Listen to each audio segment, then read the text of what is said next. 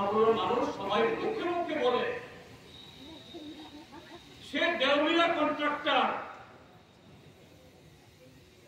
এখন শুধু সাবরুমে 12-13টা জায়গা কিনেছেন তা না, এখন আগরতলাতে গিয়ে রেস্টুরেন্ট খুলছে।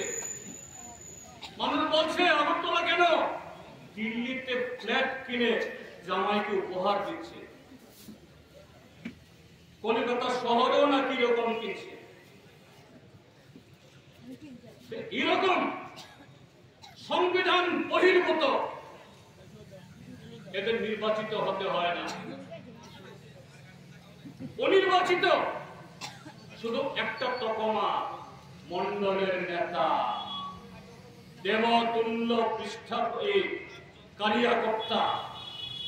এই দেবতুল্য কারিয়াকর্তা হলে পরে গাড়িতে বিজেপি দলের একটা পতাকা লাগিয়ে এটা লাইসেন্স। এই পতাকা থাকলে পরে থানা বাবু সেই গাড়িতে গাঁজা নিয়ে যাক আর ইয়াবা ফেন্সিডিল হোক বা ব্রাউন সুগার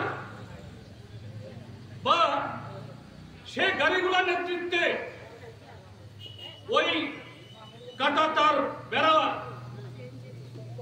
তারপরে চিনির বস্তা যাক, গরু যাক, যাই যাক, কারণ দেশে এমন সরকার, ওই দিল্লি থেকে আগরতলা সর্বত্র নির্দেশিকা দেওয়া আছে, এই কারিয়াকর্তা দেবতুল্য এদের কোনো পাওয়া যাবে না।